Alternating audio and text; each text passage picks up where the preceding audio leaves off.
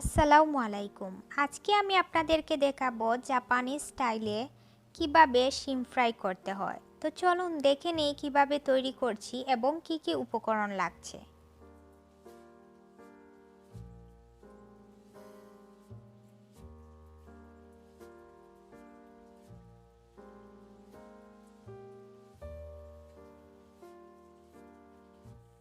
এখানে আমি 2টি ডিমের সাদা অংশ নিয়েছি।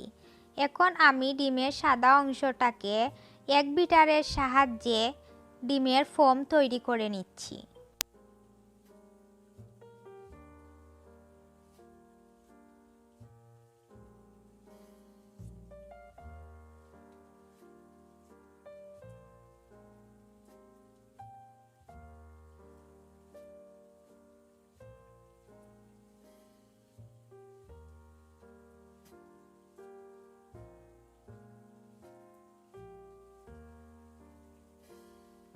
দেখুন ডিমের ফোমটা তৈরি হয়ে গেছে।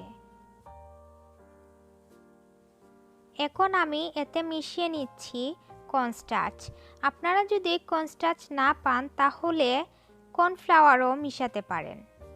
যখন মিশাবেন তখন খুব আলতোভাবে মিশাতে হবে, না হলে কিন্তু ডিমের ফোমি ভাবটা নষ্ট হয়ে যাবে।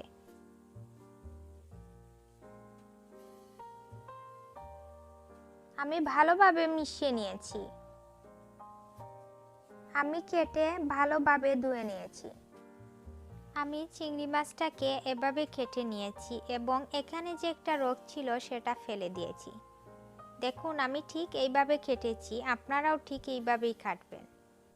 এখন আমি সব উপকরণ চিংড়ি মাছের মধ্যে দিয়ে ভালোভাবে মেখে নিচ্ছি।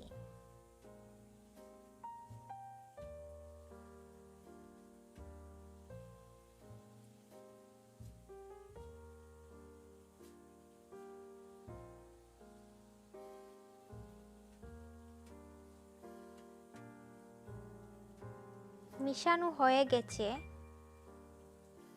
একটি চিংড়ি মাছের মধ্যে আমি ফোমটা লাগিয়ে নিচ্ছি।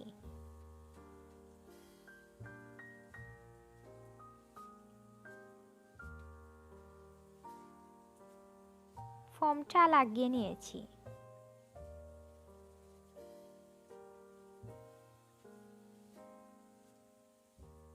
এখন আমি ব্রেড ক্রাম্বসের মধ্যে গড়িয়ে নিচ্ছি।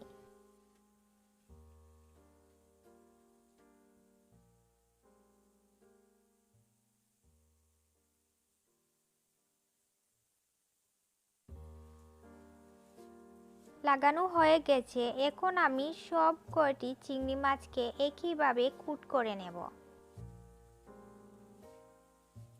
কুট করা হয়ে গেছে। এখন আমি ফ্রাই করব।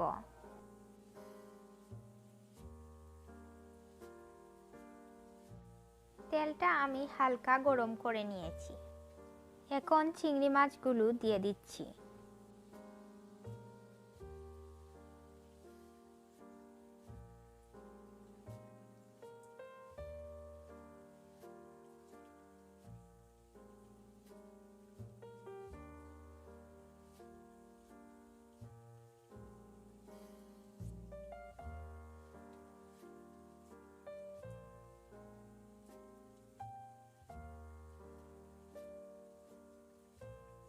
এখন আমি চিংড়ি মাছগুলোকে লো মিডিয়াম আঁচে ভেজে নেব।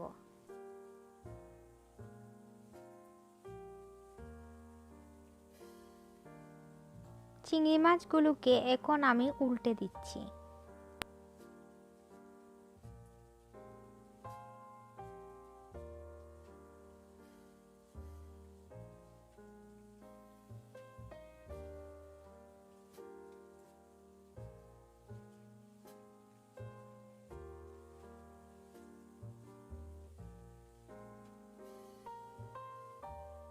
উল্টে পাল্টে ভেজে নিয়েছি। এখন নামিয়ে নিচ্ছি।